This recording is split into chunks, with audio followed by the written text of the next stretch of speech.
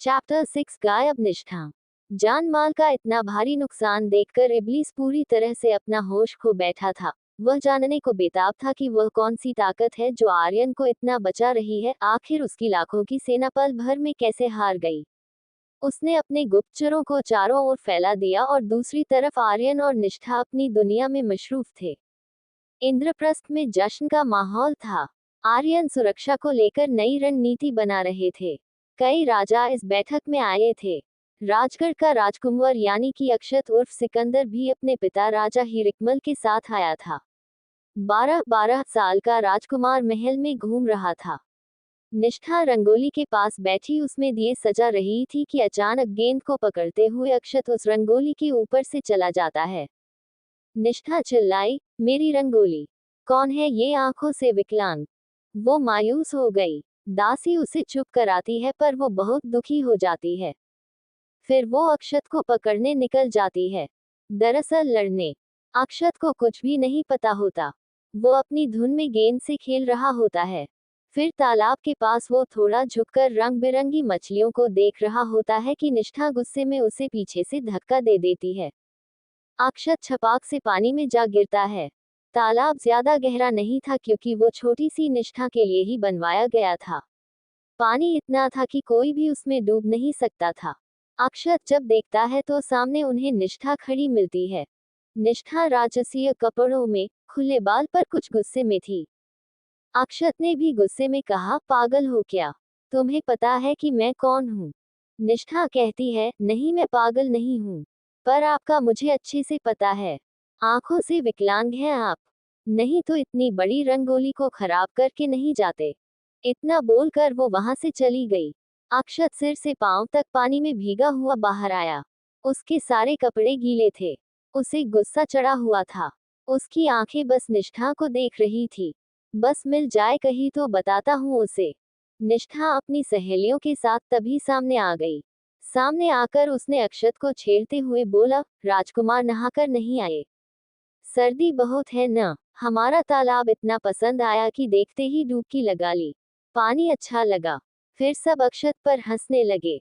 अक्षत ने एक गहरी सांस ली और निष्ठा के पीछे पड़ गया। निष्ठा ने ऐसा बिल्कुल नहीं सोचा था। मौका संभालते हुए वो वहां से भागी। पूरे महल में निष्ठा आगे आगे और भीगा हुआ अक्षत उसके पीछे पीछे। एक खंबे के पीछे छुपकर वो अक्षत को देखने लगी। अक्षत ने नजर घुमाकर देखा पर वो नहीं मिली। फिर वो आगे चला गया। निष्ठा ने चैन की सांस ली, हे भगवान, ये तो पीछे ही पड़ गया। चलो, अच्छा हुआ जो चला गया। ऐसा बोलकर उसने बस आगे ही देखा था कि अक्षत गुस्से में वैसे ही भीगा हुआ सामने खड़ा उसे देख रहा था। निष्ठा की सांस ऊपर ही रह गई और बस वो फिर भागी। लेकिन अब अक्षत उसे छोड़ने वाला नहीं था। वो जाकर रसोई में पहुंच गई। मेहमानों के लिए राजभोज पककर तैयार था। एक बड़े से बर्तन में पानी भर कर रखा हुआ था। अक्षत उसका पीछा करते हुए वहां तक पहुंचा। निष्ठा नीचे छुपी थी और अक्षत कुछ ऊंचाई पर था। नीचे जहां निष्ठा खड़ी थी वहीं पर वो पानी से भरा बर्तन भी था। निष्ठा ने उसके पैरों को पीछे से खींचा और अक्षत वापस उस बड़े पानी से भरे उस पतीले में जा गिरा। निष्ठा खिलखिलाकर हंसी। फिर बोली, मेरा नाम स्वर्ण निष्ठा है। और भाग गई। अक्षत पानी में जोर से अपना हाथ झटका देता है। छोड़ूंगा नहीं तुम्हें। निष्ठा अपनी सहेलियों से बातें कर अक्षत के साथ जो हुआ उसका मजाक बना रही थी। वही दूसरी और अक्षत कपड़े बदलने के बाद भी गुस्से में पागल था। राजमहल के जब सारे मेहमान मिल रहे थे तब अक्षत भी अपने पिता के साथ वहां मौजूद था। निष्ठा और आर्यन दोनों एक साथ खड़े थे। तभी अक्षत ने निष्ठा को कुछ गुस्से में देखा। निष्ठा ने अपने भाई का हाथ कसकर पकड़ लिया। आर्यन ने भौहें ऊपर कर मुस्कुराहट के साथ सवाल भी किया लेकिन निष्ठा ने हल्की मुस्कुराहट के साथ कुछ नहीं में सिर हिला दिया। फिर अक्षत और निष्ठा एक दूसरे को पूरी सभा में यूं ही घूरते रहे। जश्न खत्म होने के बाद मेहमान अपने कमरों में आराम करने चले गए। आर्यन को कुछ बेताबी हुई तो वो निष्ठा को मिलने चला गया। निष्ठा अपने कमरे में नहीं थी। आर्यन एक दासी से पूछकर निष्ठा तक पहुंच जाता है। निष्ठा उस खराब हुई रंगोली को देखकर रो रही होती है। आर्यन ये देखकर कुछ परेशान हो जाता है। फिर निष्ठा से पूछता है, क्या हुआ निष्ठा? रो क्यों रही हो? निष्ठा उसके गले लगकर कहती है, ये मैंने आपके लिए बनाई थी। पर उस घमंडी राजकुमार ने सारी खराब कर दी। जिस पर आर्यन ने कोई बात नहीं बोलकर बात को रफा दफा करना चाहा कि गलती से हो गया होगा, अब जाने दो। निष्ठा ने जवाब दिया, जानकर किया या अनजाने में किया, उसने माफी भी नहीं मांगी। वो बुरा है, मैं उससे कभी बात नहीं करूंगी। आर्यन ने उसके आंसुओं को पोंछा और समझाया, किसी के लिए अपने दिल में कड़वाहट नहीं रखते निष्ठा, माफ करते हैं। निष्ठा ने फिर कहा, अगर ये आपके लिए नहीं बनाई होती तो जरूर कर देती, मगर ये आपके लिए थी ना, और आपसे जुड़ी कोई गलती की माफी नहीं है मेरे पास। आर्यन ने उसे फिर प्यार से समझाया, बेटा, चलो मान लेते हैं वो बुरा है, बहुत बुरा है, पर तुम तो अच्छी हो ना, और बहुत अच्छी हो, है ना, तो इसलिए माफ कर दो, क्योंकि तुम अच्छी हो, मेरी निष्ठा हो ना। निष्ठा राजी तो नहीं थी लेकिन फिर मुस्कुराकर बोली, कर दिया माफ। वैसे सबक तो मैंने सिखा दिया।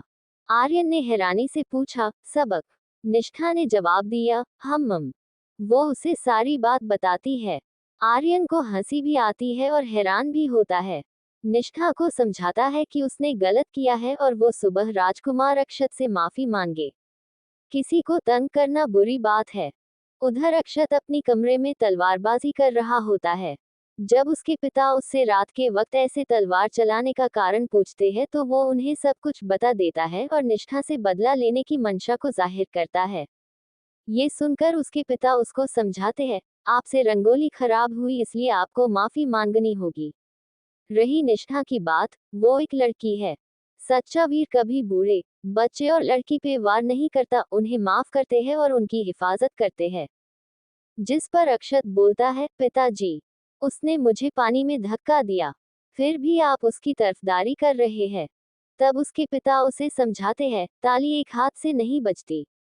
न आप उनकी रंगोली खराब करते न वो आपको धक्का देती। आप सुबह उनसे माफी मांगेंगे। अक्षत भी न चाहते हुए, जी पिताजी, बोलकर चुप हो जाता है। पर सच ये था, उनमें से कोई भी एक दूसरे को देखना तक नहीं चाहता था। सुबह हो चुकी थी। आसमान सूरज की लालिमा से भरा हुआ था। राजकुमारी निष्ठा अपनी तलवारबाजी का अभ्यास कर रही थी। राजकुमार अक्षत ने छेड़ते हुए कहा, हवा में ही हाथ चलाने आते हैं या फिर सम्राट की बहन वार करना भी जानती है? निष्ठा ने गुस्से में देखा लेकिन अपने भाई की बात को याद कर बोली, हमने कल आपके साथ जो किया उसके लिए माफी चाहते हैं। अक्षत ने भी आगे से कहा, हमने आपकी रंगोली को खराब किया उसके लिए हम भी माफी मांगते हैं। लेकिन अभी तक हमारा गुस्सा शांत नहीं हुआ। इतने कहते ही अक्षत ने बड़ी फुर्ती के साथ निष्ठा पर वार किया जिसे निष्ठा ने तेजी से रोक भी लिया। दोनों ने एक दूसरे को गुरूर भरी नजरों के साथ देखा, एक लंबी सांस ली और एक के बाद एक भूखे शेरों की तरह तलवार से हमला करते रहे। उनकी तलवारों की टंकार गूंजने लगी। न तो निष्ठा किसी के रोकने पर रुकी न ही अक्षत, जैसे वो दोनों एक दूसरे के खून के प्यासे हो। निष्ठा वार करते हुए बोली, वो रंगोली हमने अपने भाई के लिए बनाई थी, आपने उसे खराब कर दिया। अक्षत ने जवाब दिया, बीच रास्ते रंगोली बनाओगी तो खराब ही होगी। निष्ठा ने प्रति उत्तर दिया, इसका मतलब जानबूझकर किया? अक्षत ने कहा, बिल्कुल नहीं। तलवारें चलती रही, न तो दोनों के हाथ रुके न ही उनकी जुबानें। ये खबर आर्यन तक पहुंची। दास ने बताया कि दोनों बच्चे तलवार से लड़ रहे हैं, किसी की नहीं सुन रहे। आप जल्दी चलिए महाराज, कहीं वो एक दूसरे को हानि न पहुंचा दे। उधर राजकुमारी से लड़ते हुए अक्षत एक झूले तक पहुंचा। दोनों जने उस झूले के आसपास लड़ रहे थे। निष्ठा के एक वार से बचते हुए वो झूले पे जा गिरा, झूला हिलने लगा और इसी के साथ अक्षत को अपने पुराने सिकंदर वाले जन्म में देखे हुए झूले की झलक दिखने लगी। वो निष्ठा को देखता तो उसे वो 9 साल की बच्ची नहीं कोई युवती नजर आई। अचानक उसने घूमकर देखा तो खुद को एक जंगल में पाया। वो झूला, वो लड़की, वो जंगल की आग। उधर निष्ठा एक और वार करने वाली थी कि आर्यन ने निष्ठा को आवाज लगाई। निष्ठा वहीं रुक गई। आर्यन दोनों बच्चों को देखकर कुछ गुस्से में था। फिर बड़ी चिंता के साथ वो उन दोनों के पास गया कि कहीं उनमें से किसी को कोई चोट तो नहीं लगी। दोनों ही ठीक थे। आर्यन ने सवाल किया, आप दोनों फिर से लड़ रहे थे?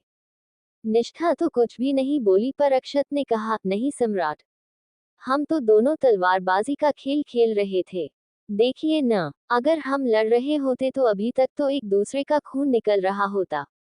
हम तो बस आपस में ऐसे ही किसकी तलवार की ज्यादा आवाज है वो प्रतियोगिता कर रहे थे। निष्ठा मन में सोचती है, कितना चालाक है ये। कल तक तो बस अंधा ही था, आज पता लगा ये तो झूठा भी है। आर्यन कुछ भी नहीं कहता और निष्ठा को लेकर चला जाता है। दोनों एक दूसरे को मुड़कर गुस्से से देखते हैं। सब मेहमान वापस जा रहे होते हैं। आर्यन अक्षत के पिता को राज्य के नए भवनों को दिखाने के लिए रोक देता है। इधर निष्ठा और अक्षत आपस में फिर वही हल्की सी नोक झोंक करते रहते हैं। जैसे कि अक्षत के खाने में मीठी चीज में खूब सारी लाल मिर्च, नमकीन चीज में खूब सारी शक्कर। निष्ठा ने अक्षत की नाक में दम कर दिया था। अक्षत जब तंग हो गया तो निष्ठा के पीछे फिर पड़ गया। दोनों भागते हुए महल के वीरान कोने में आए। वो महल का हिस्सा कभी कभी ही इस्तेमाल किया जाता था। अक्षत उसे महल के बाकी हिस्सों में ढूंढता रहा। अब शाम ढल चुकी थी लेकिन निष्ठा को किसी ने नहीं देखा था। अक्षत भी निष्ठा को इतनी देर से न देखकर अब परेशान हो गया। वो वापस से उस वीरान कोने में गया। फिर बोला, निष्ठा अगर तुम यहाँ हो तो बाहर आ जाओ, मैं तुम्हें कुछ नहीं कहूंगा। पिताजी और सम्राट किसी भी वक्त महल आते होंगे, तुम दिखो ही नहीं तो वो परेशान हो जाएंगे। हम वादा करते हैं कुछ नहीं कहेंगे। निष्ठा की कोई खबर नहीं थी, न किसी ने उसे देखा, न किसी को कुछ पता। आर्यन और अक्षत के पिता अब महल वापस लौट चुके थे। अक्षत को देखकर उसके पिता ने पूछा, निष्ठा दिखाई नहीं दे रही, आप दोनों ने फिर से कुछ शरारतें तो नहीं की? अक्षत को कुछ समझ नहीं आया कि वो क्या जवाब दे। क्या होगा अक्षत का जवाब? कहाँ है निष्ठा? कैसे ढूंढेगा उसे अक्षत? आखिर महल से कहाँ गायब हो गई निष्ठा?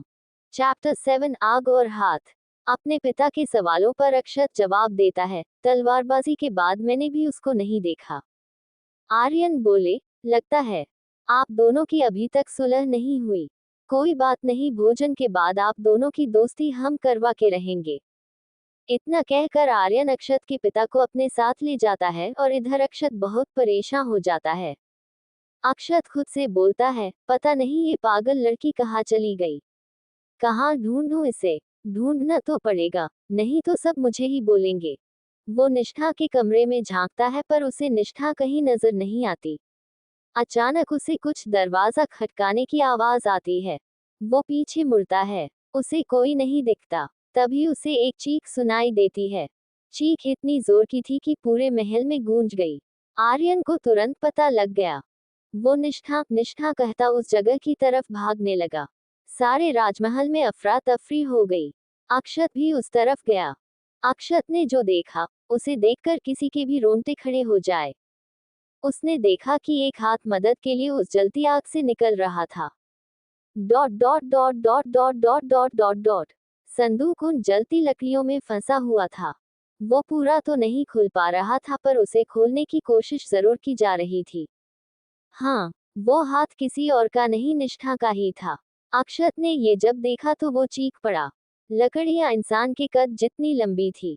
ज्यादा ठंड और उस पूरी जगह को गर्म करने के लिए इस अलाव को जलाया गया था और इसी जगह पर बैठकर सब लोग भोजन करने वाले थे। इतनी ऊंची भयानक लिफ्टों में जाना खतरे से खाली नहीं था।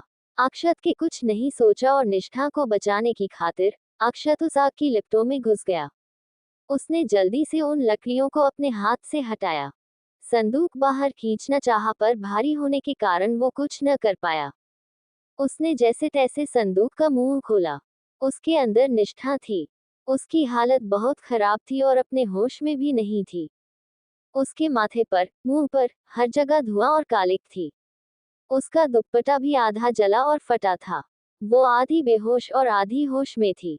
अक्षत ने उसे संदूक से उठाने की कोशिश करनी चाहिए पर उसी वक्त अक्षत पर जलती हुई लकड़ियां गिर पड़ी।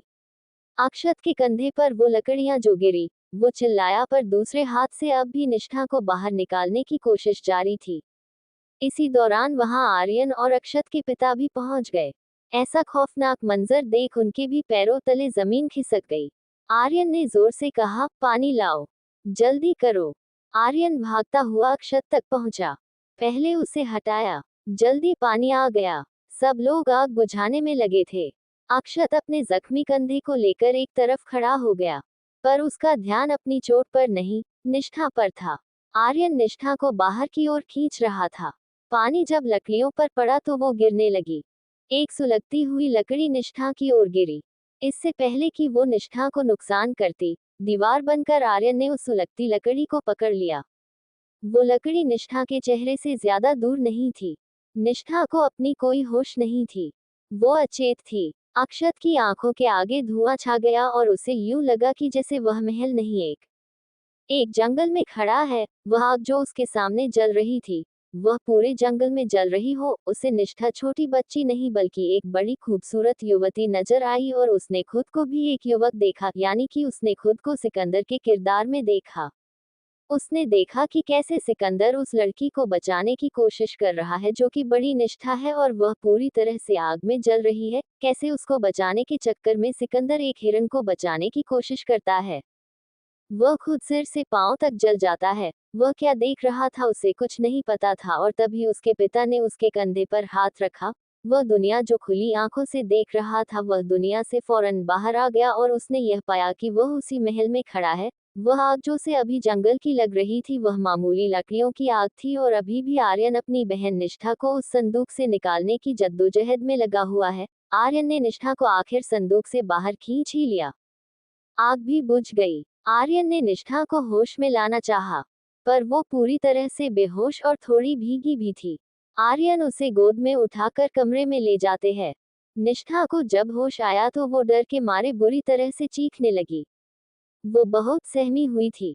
आर्यन ने अपनी बहन को गले से लगाया। वो बहुत रोई। आर्यन ने निष्ठा की पीठ पर उसे हौसला देने के लिए हाथ रखा, पर वो सिसकियां ले लेकर रोई। आर्यन की आंखों में भी आंसू थे, पर फिर भी वो खामोश थे। अपने आंसू पोंछकर वो निष्ठा को हौसला देने की कोशिश कर रहे थे। वैद्य भी आ चुके थे।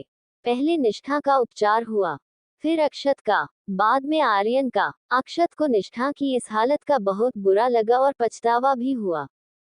उस रात आर्यन निष्ठा के पास ही रहा। कभी उसका माथा चूमता, कभी उसे देखता। सोती हुई निष्ठा को देखकर वो दिल में सोच रहा था, आज तुम्हें कुछ हो जाता तो मेरा क्या होता। किसके लिए है ये सब, ये महल, शान, जाने आज क्या हो जाता। ऐसा सोचकर उसकी आंखें भीग जाती है। फिर निष्ठा का हाथ पकड़ वो उसे देखता रहता है। आसमान का चांद बादलों में खोया था। काफी धुंध थी। अक्षत अपने कमरे में खुद को कोस रहा था। वो जरूर मेरी वजह से उस संदूक में गई होगी। ये सब गलत हुआ है। आह, उसके कंधे की जलन उसे सताने लगी। आर्यन इस हादसे की पूरी गुत्थी को सुझाने में लगा हुआ था। मंत्रियों की सभा बुलाई गई। इसी दौरान आर्यन को खबर मिली कि महल से दो दास और एक मंत्री गायब है। शायद फरार है, क्योंकि उनके घरों में भी ताले लगे हैं। वहां कोई नहीं। आर्यन ने जल्द से जल्द उन्हें पकड़ने का आदेश दिया और ये भी कहा जो भी उन्हें पकड़वाएगा या फिर पकड़ेगा उसे 50,000 सोने की मोहरें इनाम में दी जाएगी। उधर निष्ठा बेहोशी में, सिकंदर बोली तो धीमा थी, पर अपने कमरे में खड़े अक्षत को महसूस हुआ कि जैसे निष्ठा ने उसे बुलाया है। उसका दिल बेचैन हो गया। उसने पानी पिया, लेकिन बेचैनी और बढ़ती गई। उससे रहा नहीं गया और वो निष्ठा से मिलने आधी रात को उसके कमरे तक पहुंच गया। निष्ठा बार बार सिकंदर का नाम ले रही थी। वो बोलती जा रही थी, सिकंदर अक्षत, सिकंदर अक्षत। अक्षत उसकी ओर बढ़ता कि उसको आर्यन ने आवाज लगाई। अक्षत वही खड़ा हो गया। अक्षत ने जब उसके इस वक्त निष्ठा के कमरे में होने को लेकर सवाल किया तो अक्षत बोला, मुझे फिक्र हुई तो मैं देखने आ गया, बस। आर्यन ने कुछ गंभीर होते हुए कहा, इतनी रात को किसी राजकुमारी के कमरे में जाना अच्छा नहीं। आपको हमारी इजाजत लेनी चाहिए थी। अक्षत ने माफी मांगी। आर्यन ने उससे सवाल किए कि कैसे वो उस जगह पहुंचे, क्या हुआ था। अक्षत ने दुखी और पछतावे के साथ सब कुछ बता दिया और अपने आप को इस सब का कसूरवार माना। अक्षत ने बताया कि कैसे वो दोनों एक दूसरे को तंग करते हुए उस खाली जगह पहुंचे। अक्षत ने बताया कि उसके बाद निष्ठा उसे नहीं मिली। शाम तक भी जब वो नहीं दिखी तो वो भी परेशान हो गया था और उसे बस ढूंढ ही रहा था। इसके बाद जब निष्ठा चीखी तब पता चला कि वो संदूक में कैद थी। आर्यन ने अक्षत को बेकसूर माना। अब सच जो भी था वो तो निष्ठा ही बता सकती थी, पर निष्ठा इस हालत नहीं थी। आर्यन को सुबह तक का इंतजार करना था। सुबह हुई तो निष्ठा फिर चीख कर उठी। वो अब भी रो रही थी। उसके पास आर्यन, अक्षत और अक्षत के पिता भी थे। आर्यन ने प्यार से कहा, कुछ नहीं हुआ निष्ठा, सब ठीक है। निष्ठा निष्ठा ने अपनी मुट्ठियों में आर्यन के कपड़े भींच लिए। वो अब भी डरी हुई थी। अक्षत ने आगे आकर उससे माफी मांगी। निष्ठा उसे टुकुर टुकुर देखती रही। अक्षत ने कहा, हम कभी ऐसा नहीं करेंगे, चाहे आप हमें अपने महल के सारे तालाबों में धक्का दे देना, पर हमें माफ कर दो। निष्ठा ने उससे मुंह फेर लिया। आर्यन ने कहा, निष्ठा, हमने समझाया था ना, चलो, पता है तुमको बचाते हुए उनको भी चोट लग गई, चलो अब गुस्सा छोड़ो। निष्ठा ने फिर अक्षत की ओर देखा। जब उसने सच में उसके कंधे पे चोट देखी तो बोली, ठीक है। आर्यन ने कहा, चलो अब दोस्ती करो। अक्षत मुस्कुराया। निष्ठा ने भी अनमने से मन के साथ कुछ मुस्कुराकर उसकी ओर देखा। फिर आर्यन ने कल के बारे में उसको पूछा। तब निष्ठा ने बताया, मैं अक्षत से बचते बचते एक संदूक में छुप गई। थोड़ा सा संदूक खुला था जिसमें से मैं अक्षत को अपने आसपास देख सकती थी। जैसे ही अक्षत उस संदूक तक आया, मैंने संदूक बंद कर लिया। उसके जाने के बाद जब मैंने संदूक से बाहर आने की कोशिश की तो वो संदूक की कुंडी लगने से बंद हो गया। मैं अंदर फंस गई थी, कैद हो चुकी है। मैं खूब चिल्लाई, बहुत हाथ पैर मारे कि कोई बाहर निकाले, पर वहां कोई नहीं था। मैं संदूक के अंदर बेहोश हो चुकी थी। फिर मेरी आंखें बंद हो गई। जब मैं उठी तो धुएं से मेरा दम घुट रहा था और मैंने खुद को आग में पाया। मुझे नहीं पता वहां कैसे गई। अब तो निष्ठा की गवाही से अक्षत बेकसूर साबित हो चुका था। अब इंतजार था तो उन तीनों फरार आदमियों का। सब अपने कामों में लगे थे। निष्ठा और अक्षत बेशक जख्मी थे, पर बाग में इकट्ठे झूला झूल रहे थे। उन्हें देखकर आर्यन और अक्षत के पिता को राहत हुई। इधर अक्षत और निष्ठा बातें कर रहे थे। अक्षत बोला, तुमने तो कल सबको डरा दिया था।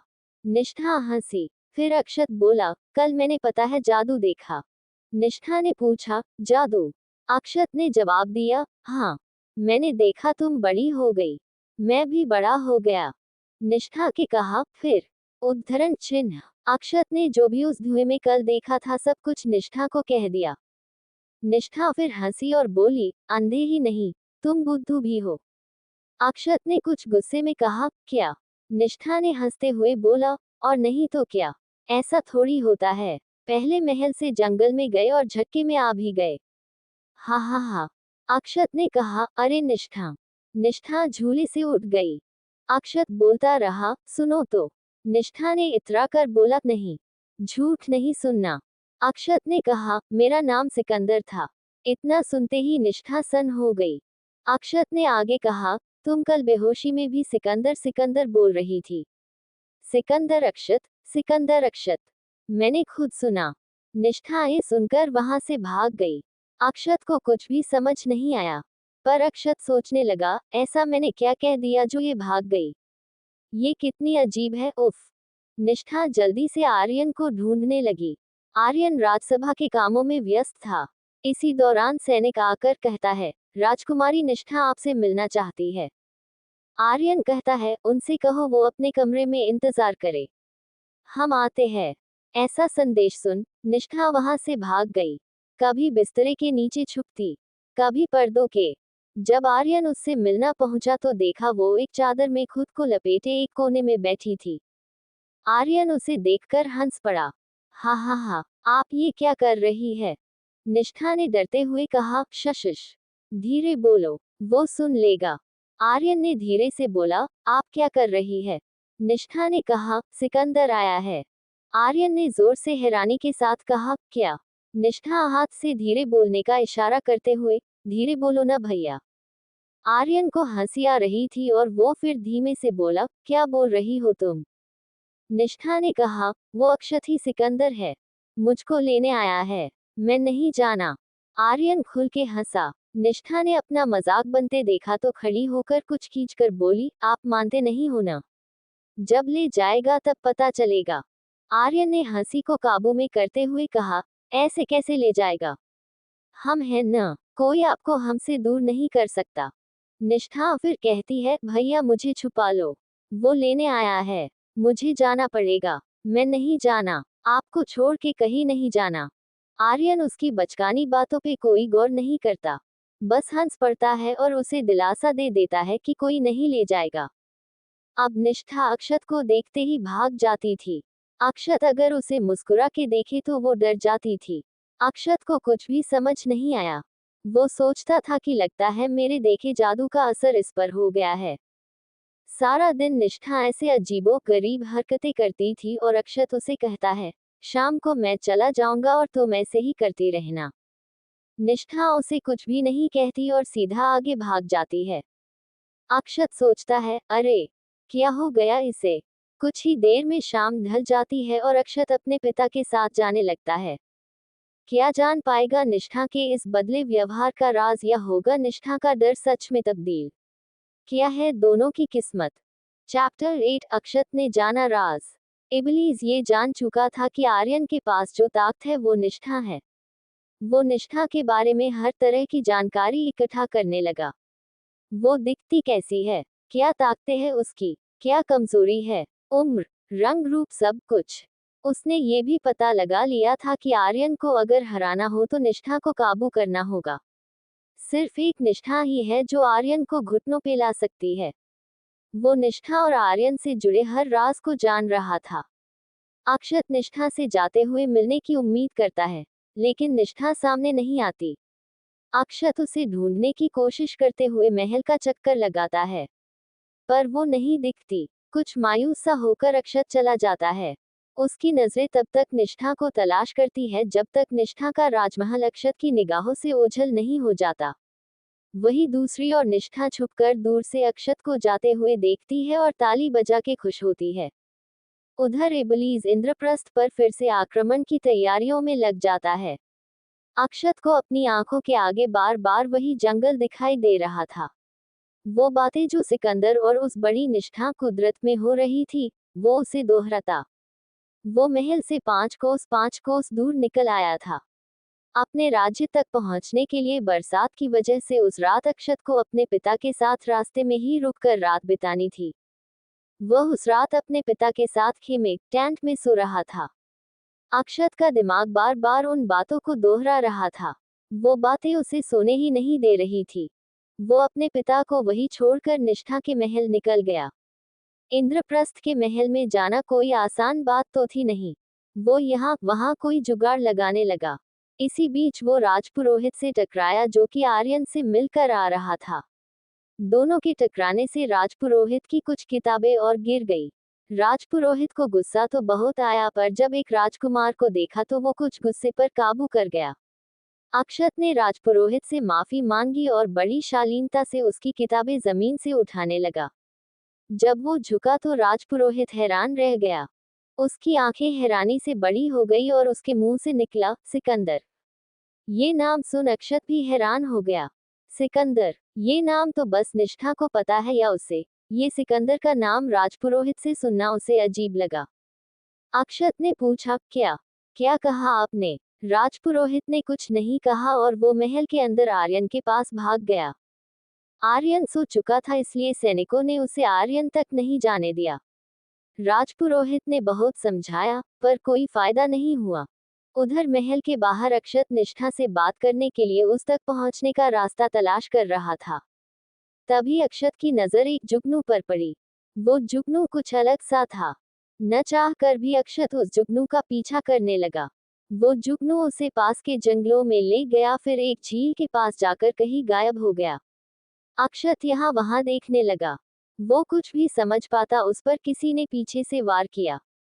अक्षत संभल भी नहीं पाया और देखते ही देखते वो झील में समा गया। निष्ठा अपने कमरे में चिल्ला कर उठी, अक्षतत। फिर उसे एहसास हुआ ये तो सपना है। कितना भयानक था, कहीं वो किसी मुसीबत में तो नहीं। पर यहाँ क्यों ना आएगा, देखो क्या। निष्ठा बिस्तरे पर ही बैठे आसमान के चांद को ध्यान से देखने लगती और उसे ये दिखता है कि वो अब भी महल के आसपास घूम रहा है। ये देखने के बाद निष्ठा तेजी से भागते हुए जाती है। एक ऊंची सी जगह से देखकर उसे अक्षत दिखाई देता है।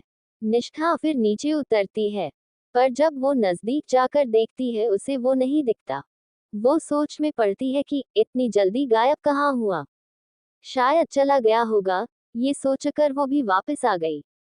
पर अक्षत उस राजपुरोहित का पीछा कर रहा था।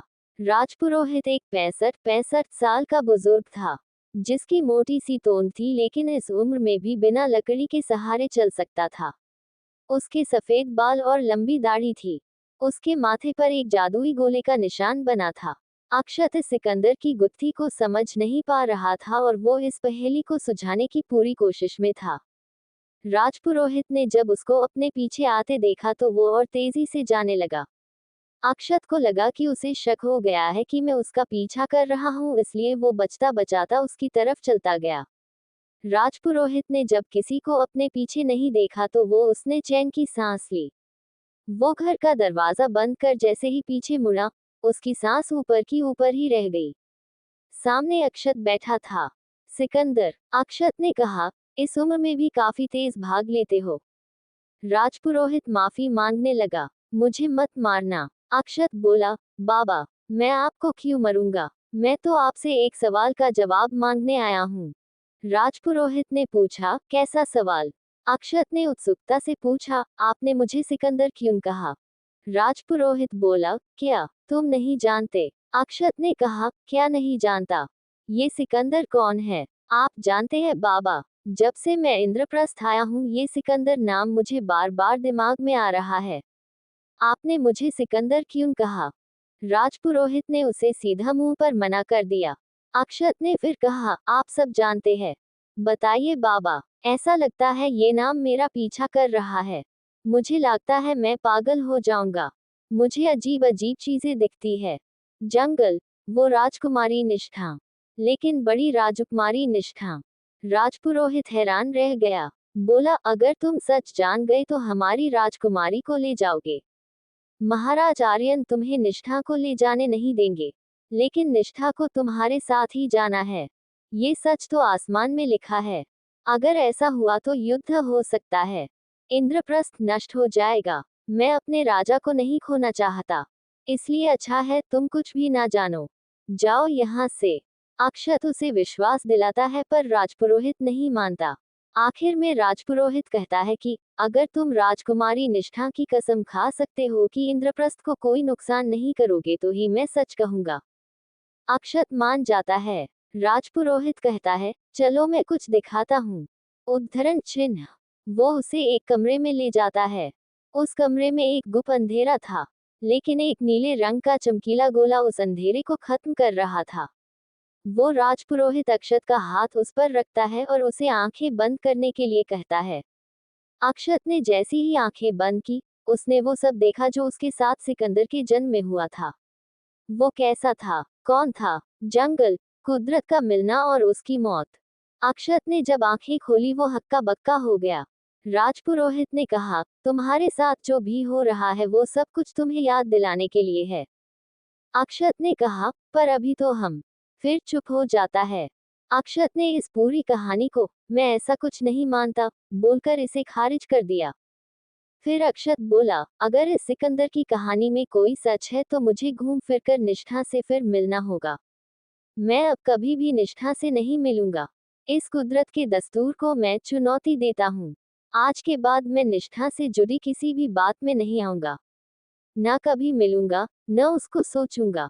ऐसा बोलकर वो वहां से चला गया। उधर अक्षत के खेमे टेंट में न होने के कारण उसके पिता उसे ढूंढ रहे होते हैं। अक्षत नजदीक घूमने गया बोलकर बात खत्म कर देता है। 4 साल बीत गए।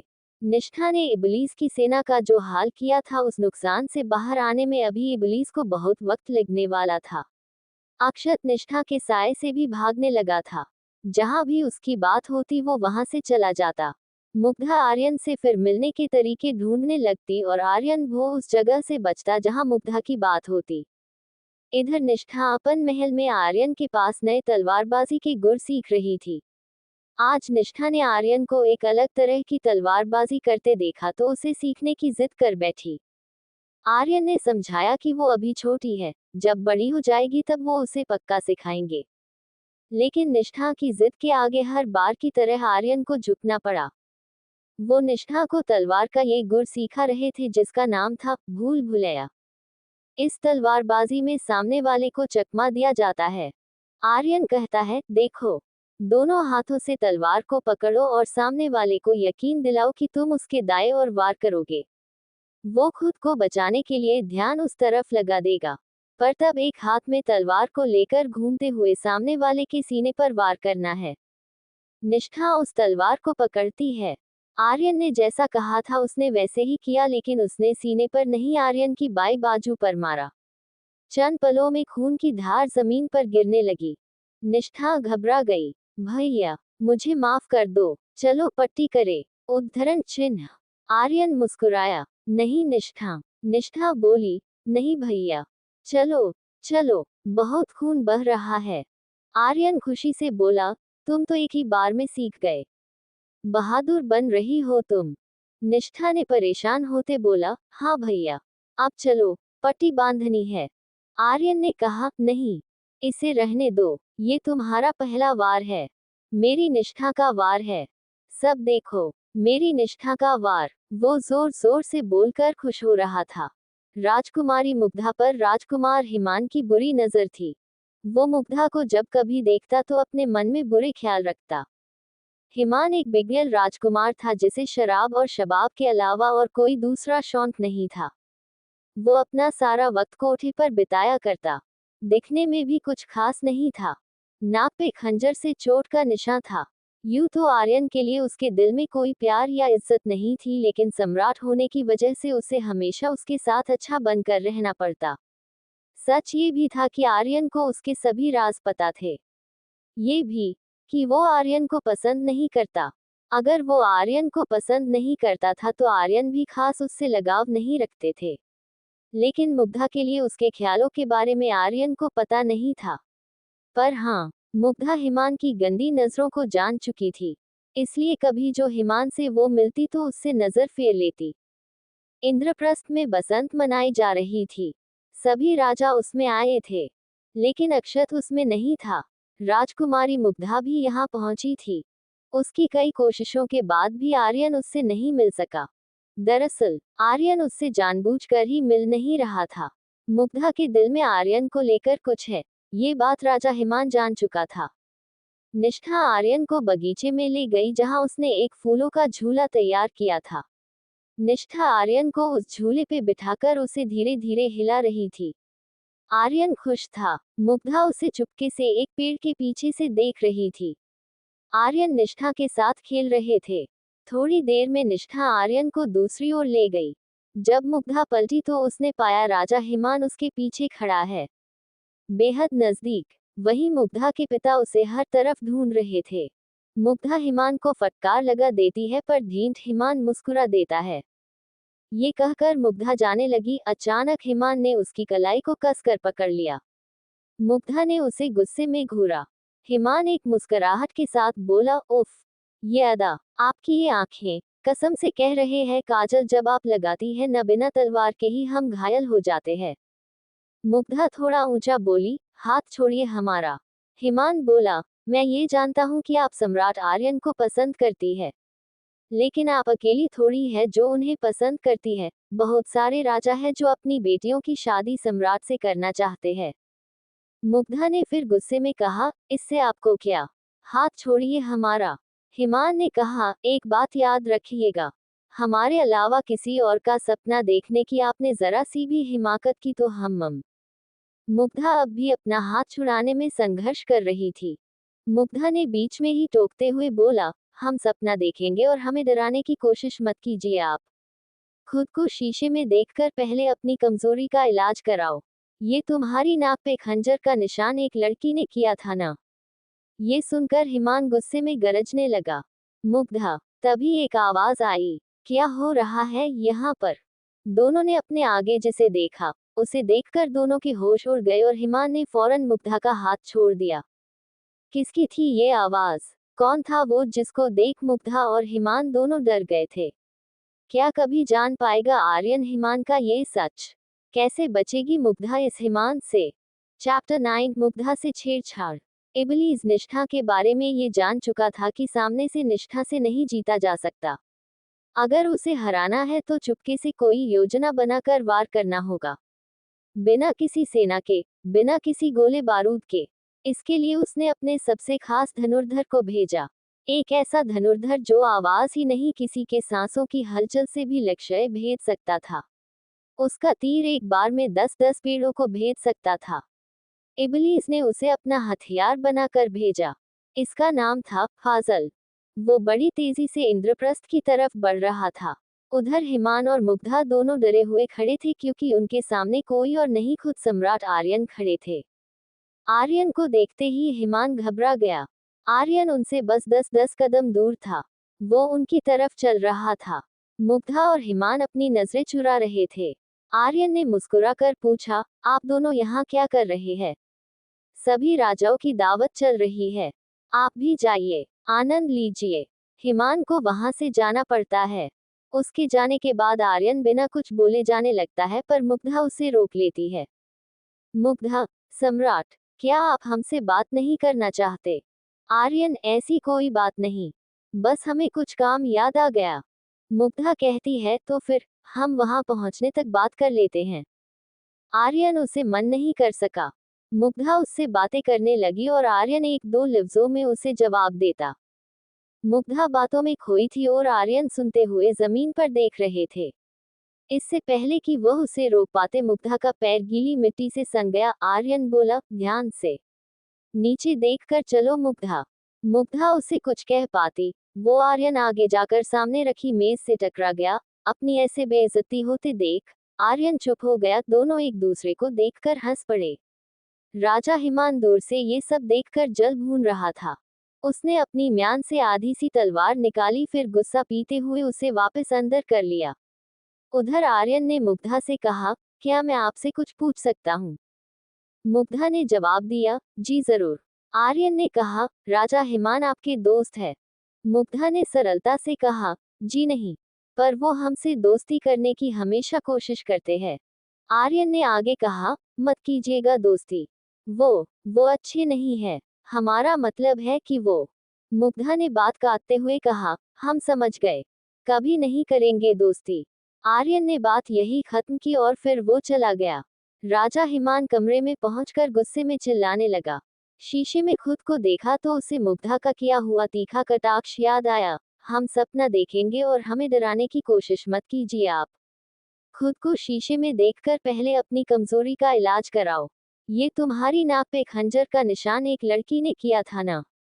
इसके बाद वो अपने अतीत में चला जाता है जब वो किसी लड़ाई को जीत कर लौटते वक्त अपना डेरा नदी के पास डालता है। थकान से चूर वो नदी के किनारे कुछ राहत पाने के लिए घूमता है जहां एक मछुआरन मछलियां पकड़ने के लिए नदी में उतरी होती है। वो कोई 16 साल की नवयुवती थी। हिमान ने उसे बुलाया और वो राजा का आदेश मान उसकी तरफ चली भी गई। हिमान ने उसे कुछ मछलियां उसके और उसके सिपाहियों के लिए लाने का आदेश दिया और कुछ सोने के सिक्के दिए। हिमान ने ये भी बोला कि बाकी रकम वो मछलियां पहुंचाने के बाद देगा। इसी के साथ उसे अकेले आने को भी कहता है। वो लड़की राजा के आदेश के कारण तय मछलियां देने उस शाम पहुंच जाती है। जब वो लड़की पहुंची तो हिमान ने उसे अपने खेमे में बुलाया। लड़की को जहां सोने के सिक्कों की उम्मीद थी, उन सिक्कों की जगह उसके साथ बदसलूकी हुई। जब वो उसके ऊपर चढ़कर बल लगा रहा था, तब रेंगती उंगलियों से उस लड़की को हिमान को कमर पर बंधे उसके खंजर को निकाला। अपनी इज्जत को खतरे में देखकर उस मछुआरन ने हिमान का ही खंजर उठाकर हिमान पर वार कर दिया। उधर इंद्रप्रस्थ की ओर इबलीस का भेजा हुआ लड़ाका देश में कदम रख चुका था। न जाने क्यों पर बगीचे में राजा हिमान को मुग्धा के साथ देखकर आर्यन को अब हिमान और भी नापसंद सा हो गया। उनकी अब तीखी नजर हिमान पर ही रहती, चाहे वो जो भी करता। कुछ ही देर में पतंग उड़ाने की प्रतियोगिता शुरू होने वाली थी। सब लोग पीले वस्त्रों में थे। मुग्धा की काजल से भरी आंखें, लंबे बालों की चोटी और सांवला रंग लेकिन तीखे नयन नक्श उसे बेहद सुंदर बना रहे थे। दूसरी तरफ निष्ठा भी पीले कपड़ों में, लेकिन फूलों के जेवर पहनकर सबसे प्यारी लग रही थी। आर्यन अपने दोस्तों के साथ बातें कर रहा था कि निष्ठा आई और उसका हाथ पकड़कर बोली, चलो ना भैया, मैं डोर पकड़ूंगी, आप उड़ाना।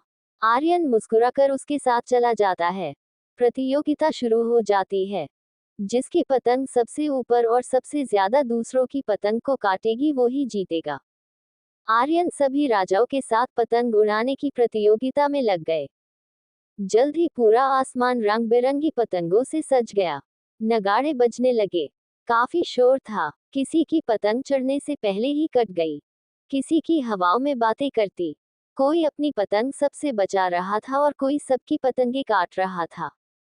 किसकी कौन सी पतंग है ऊपर आसमान में पता ही नहीं लग रहा था। पर आंखें सबकी ऊपर आसमान पर टिकी थी। सूरज की रोशनी थी। सफेद हल्के बादल, नीला आसमान, हल्की हवाएं और इतनी सारी पतंगे। जैसे जैसे पतंग जिस राजा की कट जाती वो एक तरफ होकर दूसरी को चढ़ाकर फिर से मुकाबले को आ जाता। आर्यन निष्ठा को देख बड़ा ही खुश था और मुग्धा आर्यन को देखकर। आखिर में बचे राजा हिमान और आर्यन। दोनों ही पतंगे आसमान को छू रही थी। हिमान की पतंग आर्यन का पीछा कर रही थी।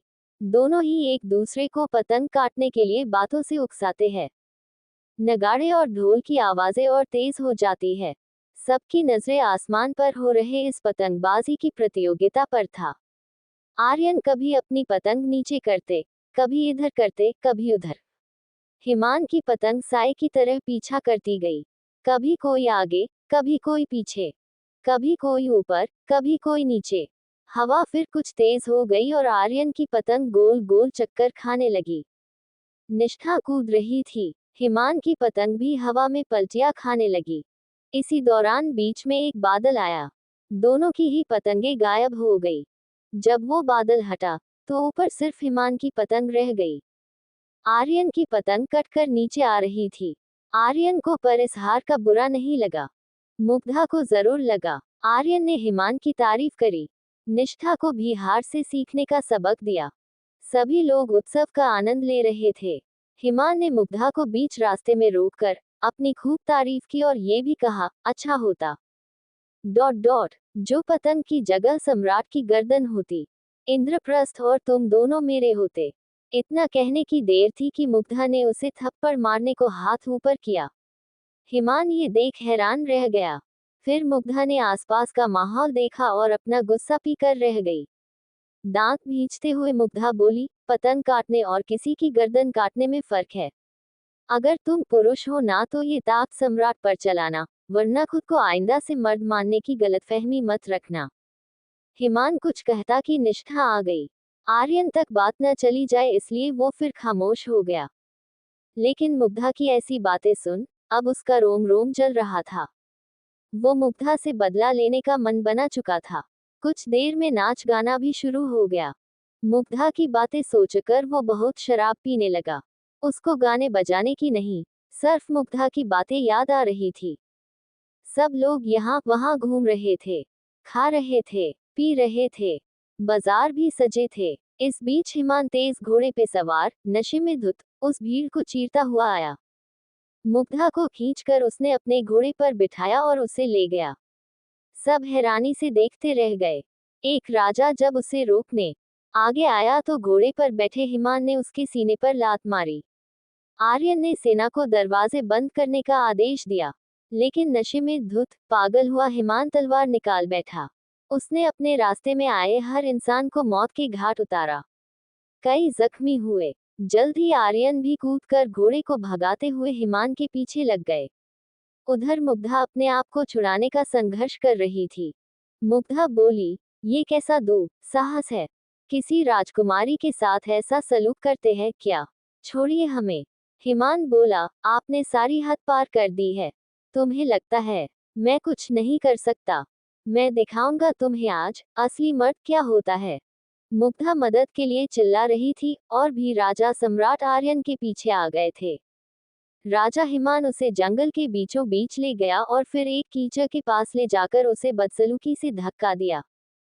मुग्धा के बाल, हाथ और कपड़े कीचड़ से सन गए थे। फिर उसने अपना घोड़ा उसके पीछे भगाया।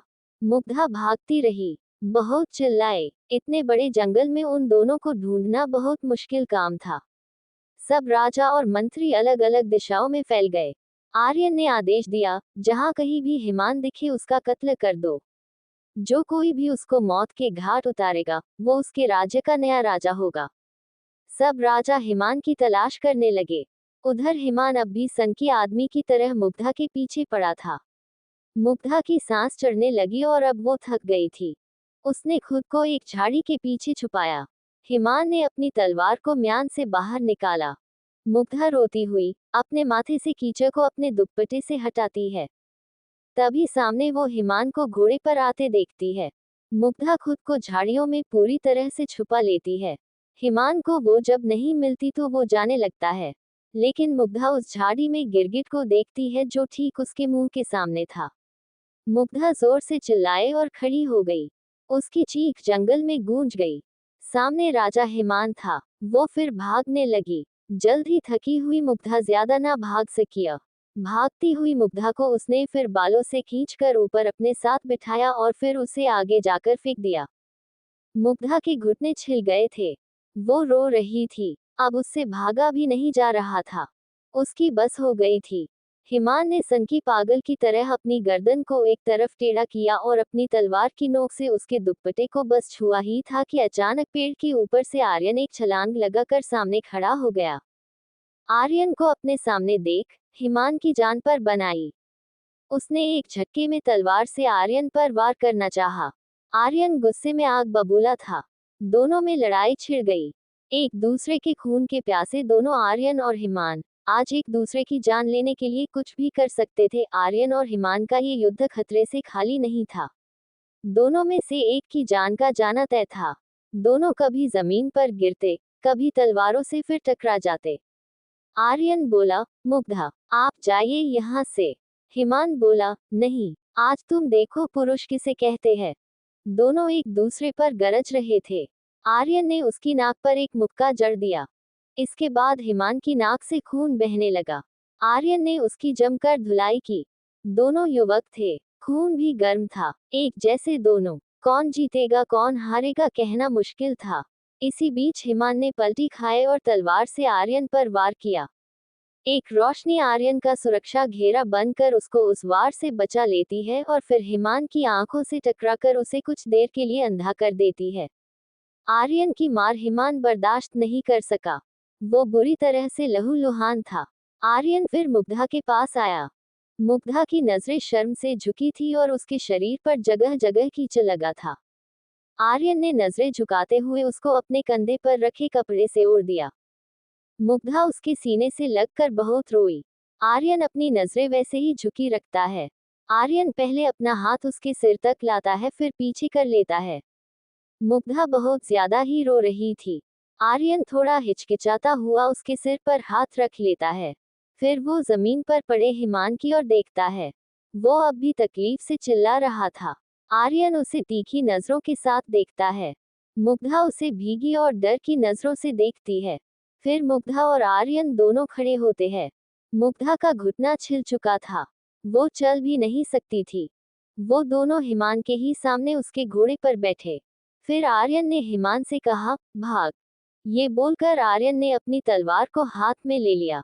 हिमान धीरे धीरे खड़ा हुआ। आर्यन ने गंभीरता से बोला, भाग हिमान। फिर मुग्धा को तलवार देते हुए बोला, ये लो, खत्म कर दो इसे। इतने कहते ही आर्यन ने घोड़ा भगाना शुरू कर दिया। अपनी जान बचाने के लिए हिमान को भागना ही था। वो जख्मी जंगल में भागता रहा। जब घोड़ा हिमान के नजदीक आता, मुग्धा उस पर तलवार से वार कर देती। वो गिरता, उसका खून बहता, फिर उठकर भागता। आर्यन ने उसे दूर तक भगाया। हर बार घोड़ा नजदीक आता, मुग्धा उस पर वार करती। फिर एक वक्त ऐसा आया जब आर्यन ने भागते हुए हिमान को सिर के बालों से पकड़ा, ठीक वैसे ही जैसे उसने मुग्धा को पकड़ा था। घोड़ा तेजी से चलता गया। हिमान अपने साथ हो रही इस आपबीती को देख चिल्लाता गया। वो जमीन पर घिसकता, कभी हवा में। आर्यन ने उसे उसी कीचड़ में ले जाकर फेंका जहां उसने मुग्धा को फेंका था। फिर उसने घोड़ा रोका और नीचे एक छलांग लगा कर उतरा। मुग्धा भी उतर गई। मुग्धा ने हिमान को गुस्से से देखा और अपने आंसू पोंछते हुए तलवार को पकड़ा। अपनी मौत को इतना करीब और भयानक देखकर हिमान माफी मांगने लगा। आर्यन ने कहा, इस गुनाह की किसी कानून में माफी नहीं। फिर मुग्धा को आवाज देकर बोला, खत्म करो। मुग्धा पूरे गुस्से में थी। उसने तलवार की पकड़ को मजबूत किया और एक वार से हिमान का सीना लहूलुहान हो गया। हिमान धराशायी होकर गिर पड़ा और इसी के साथ हिमान की जीवन लीला भी खत्म हो गई। जैसे ही वो गिरा, सारे पंछी उस पेड़ से उड़ गए। उसके मरते ही मुग्धा रोने लगी। आर्यन उसे देखता रहा। क्या होगी आर्यन मुग्धा के प्यार की शुरुआत या किस्मत में लिखा है कुछ और। चैप्टर 10 आर्यन का इजहार। हिमान की मौत देखकर हर कोई समझ गया था कि आर्यन के राज में औरतों के साथ बदसलूकी नहीं की जा सकती। पर जो कुछ भी हुआ उससे मुग्धा की काफी बदनामी हुई। उसके सम्मान के लिए आर्यन ने हिमान का पूरा राज्य मुग्धा को दे दिया और सबको बताया कि उसने कैसे हिमान को मारकर अपने अपमान का बदला लिया। मुग्धा के साथ जो कुछ भी हुआ उसका असर आर्यन के मन पर हुआ। अब आर्यन मुग्धा को खत लिखा करता था कि वो कैसी है, क्या कर रही है। आर्यन को हर पल महसूस होता था कि मुग्धा के साथ उस दिन जो भी हुआ वो बहुत गलत था। जब भी कोई उसके बारे में कुछ कहता आर्यन भड़क जाता था। मुग्धा के साथ जो बीती, उस वजह से कई राजकुमारियां अब मुग्धा से बातें करना बंद कर चुकी थी। उन सबके इस सलूक को आर्यन जानता था। मुग्धा के लिए उसके दिल में हमदर्दी हो चुकी थी। वो उस नसमझ सी मुग्धा को याद करता जो चुलबुली सी थी। ये मुग्धा अब बहुत चुप रहने लगी थी। आर्यन सोचता रहता कि वो कैसे उसे पहले जैसा करे। अक्सर वो उससे मिलने महेंद्रपुरा आ जाता था। मुग्धा जो चाहती थी, उसे वो आर्यन की दोस्ती मिल चुकी थी। लेकिन प्यार ये तो सच था कि आर्यन मुग्धा को तकलीफ में नहीं देख सकता था, पर ये भी सच था वो किसी वजह से उसे अपना भी नहीं सकता था। जल्द ही उनकी दोस्ती गहरी हो गई। मुग्धा भी पहले जैसे होने लगी। वो दोनों एक दूसरे को खत लिखते। अगर कभी मिलते तो हंसी मजाक करते, एक दूसरे को छेड़ते। कोई नहीं कह सकता था कि वो सम्राट है। सब उससे डरते थे, पर एक मुग्धा नहीं। आर्यन को भी उसे छेड़ने में बड़ा मजा आता। पर मुग्धा और वो एक नहीं हो सकते। इस सच को जानकर वो मुग्धा से दूरी बनाकर रखना ही सही समझता है। आर्यन जानता था कि अंत में मुग्धा को ही तकलीफ होगी। अपने प्यार को अपने ही अंदर रखना उसे बेहतर लगा। उधर इबलीस का भेजा हुआ लड़ाका फाजल इंद्रप्रस्थ में भेस बदल कर रहने लगा था। वो निष्ठा और आर्यन से जुड़ी हर खबर पे बारीकी से नजर रखता। आर्यन अपनी सेना को मजबूती देने की हर बेहतरीन कोशिश कर रहे थे। मुग्धा के साथ आर्यन को भी अच्छा लगने लगा था। एक वक्त ऐसा आया जब आर्यन के दिल में भी मुग्धा के लिए जज्बात उमड़ने लगते हैं, पर वो उसे कह नहीं सका। उनकी बढ़ती नजदीकियों के चलते मुग्धा के घर वाले सम्राट के पास मुग्धा का रिश्ता लेकर आते हैं। मुग्धा इस बात से जहां बहुत खुश थी, वही आर्यन साफ तौर पे इस रिश्ते के लिए मना कर देता है। ये बात जानकर मुग्धा को बहुत बुरा लगता है। वो आर्यन से मिलने के लिए खत लिखती है और दोनों जने एक वक्त और जगह तय करते हैं। शाम का वक्त था। अलग से मिलने के लिए खाली जगह पर एक मेज, दो कुर्सियां और खाने के लिए सामान रखा हुआ था। चारों ओर मशालें जल रही थी।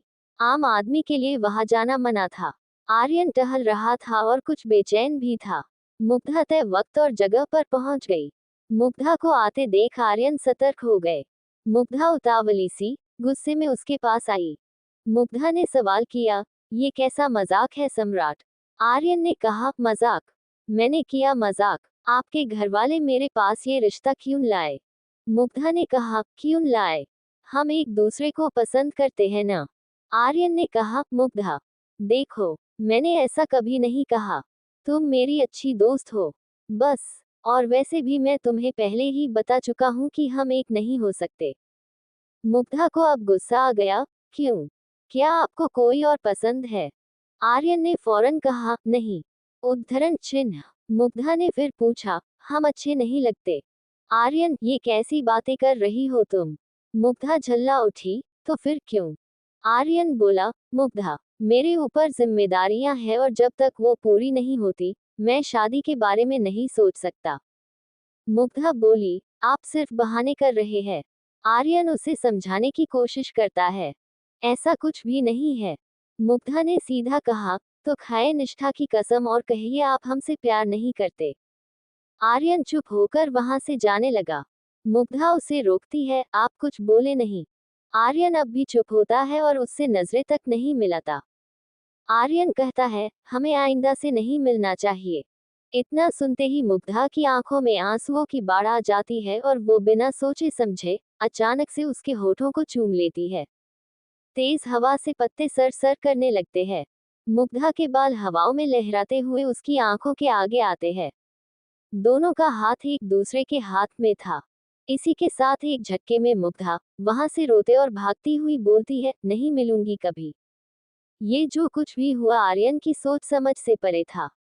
जाते हुए मुग्धा का झुमका जमीन पर गिर गया। आर्यन उसे देखता रह गया, पर मुग्धा ने अब पीछे मुड़कर नहीं देखा। कुछ दिन बीत गए। आर्यन का किसी काम में मन न लगा। रह रहकर उसे मुग्धा की याद आने लगी। उधर मुग्धा महल में बहुत उदास थी।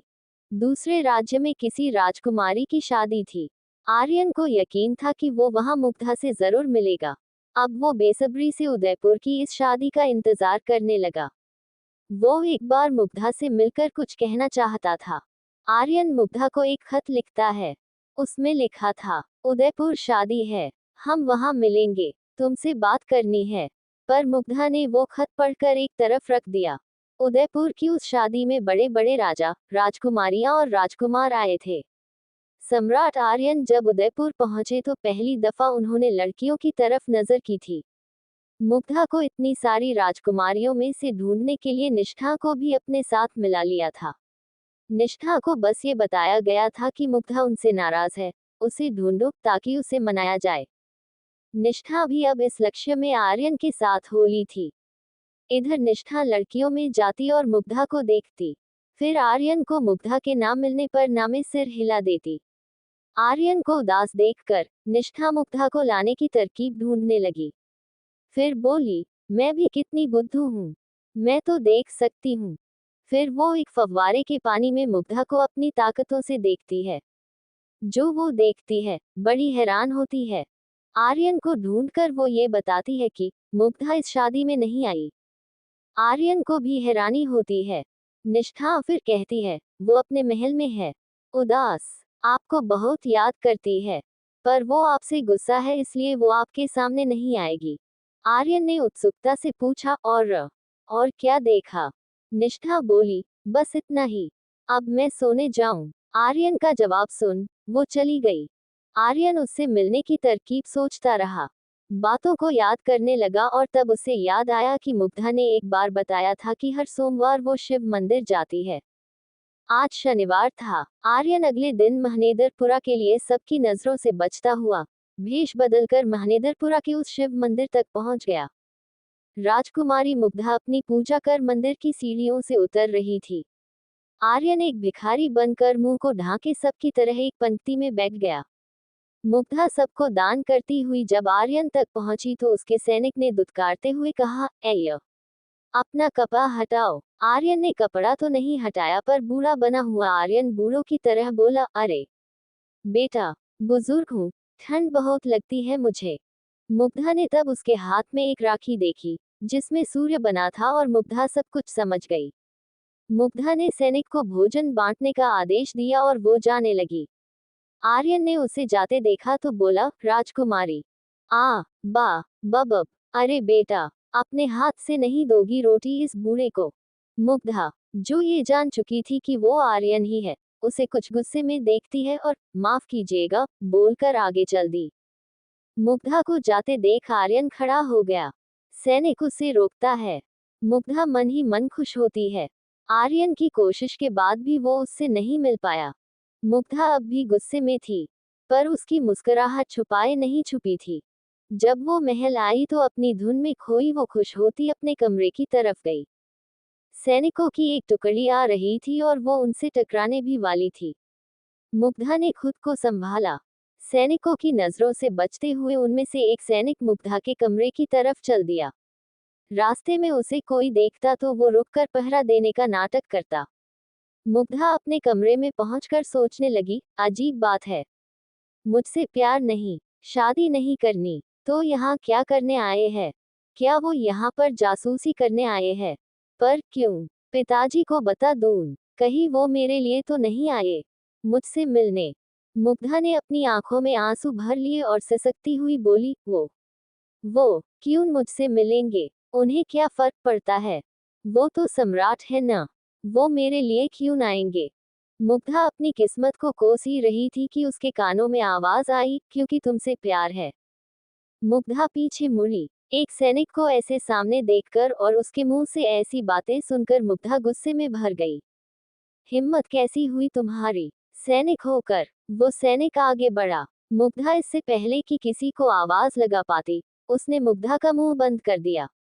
मुग्धा हाथ पैर चला रही थी। वो सैनिक उसे देखकर मुस्कुरा रहा था और उसके काफी करीब भी था।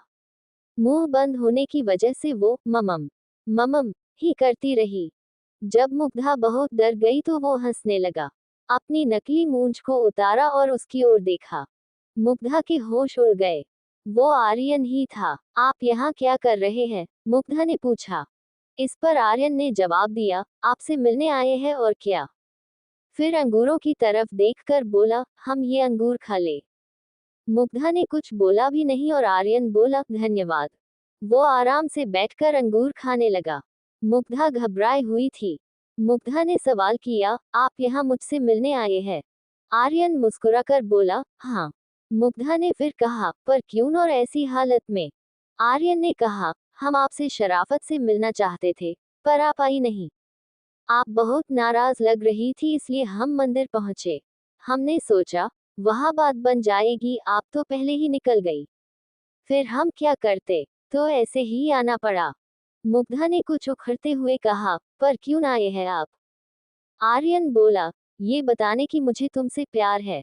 मुग्धा की आंखें हैरानी से बड़ी हो गई। उसके चेहरे पर एक खुशी भी आ गई।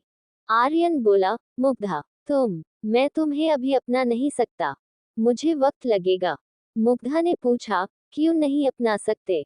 आर्यन बोला, मेरे पास निष्ठा की जिम्मेदारी है। जब तक उसकी शादी नहीं हो जाती, मैं अपने लिए नहीं सोच सकता। मुग्धा ने कहा, पर वो तो अभी छोटी है। आर्यन बोला, तभी तो। उसे माँ बाप नहीं पता क्या होते हैं। मैं नहीं चाहता वो अकेला समझे खुद को। जब तक वो है मैं किसी और को वक्त नहीं दे पाऊंगा। देखो मुग्धा, तुम्हें अगर कोई और मिलता है तो तुम। मुग्धा ने बीच में ही रोकते कहा, बसा इतनी सी बात थी। मैं इंतजार करूंगी अपने सम्राट का, पर किसी और की नहीं होंगी। आर्यन ने इस जवाब की बिल्कुल उम्मीद नहीं की थी। वो दोनों मुस्कुराए और आर्यन ने उसे गले से लगा लिया। मुग्धा भी बहुत खुश थी। आर्यन ने उसके माथे को चूमा और फिर उससे अलविदा लेकर वहां से चला गया। मुग्धा और आर्यन के प्यार की यहाँ से शुरुआत हो चुकी थी। आर्यन जब भेस बदल कर वापस इंद्रप्रस्थ लौट रहा था तो उसने वहां एक हलवाई की दुकान के बाहर कुछ लोगों को अपनी बातें करते सुना। आर्यन भी उस हलवाई की दुकान पर गया। उसने कुछ जलेबी खरीदी और उन लोगों के बीच बैठ गया।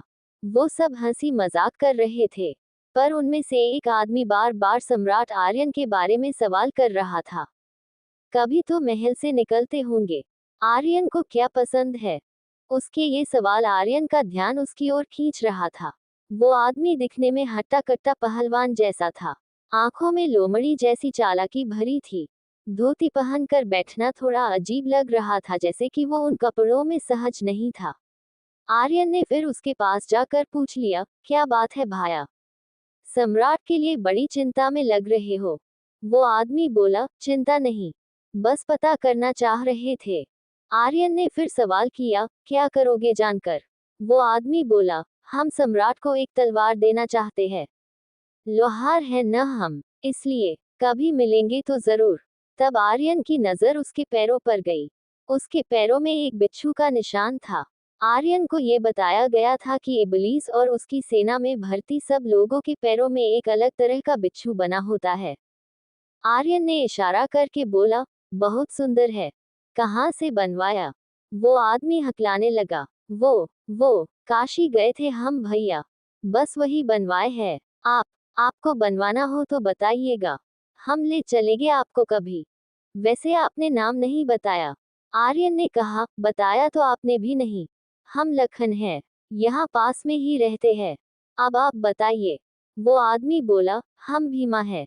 आर्यन बोला, अच्छा अच्छा, नाम सही रखे है, काफी अच्छा कद काठ है, कसरत करते होंगे। वो बोला, लोहार है ना, तो बस। आर्यन ने उस आदमी को बोला, भाया, कल सम्राट आर्यन जंगल में शिकार खेलने जाएंगे, तुमको मिलना हो तो आ जाना, हम उनके घोड़े को तैयार करते हैं, इसलिए बताए रहे हैं। उद्धरण चिन्ह। इतना सुनकर वो आदमी सतर्क हो गया। फिर उसने अपनी दोनों मुट्ठियों को बंद किया। आर्यन उसके हाव भाव सब गौर से देख रहे थे। क्या आर्यन ने बिछाया है कोई जाल? क्या होगा उस आदमी का अंजाम?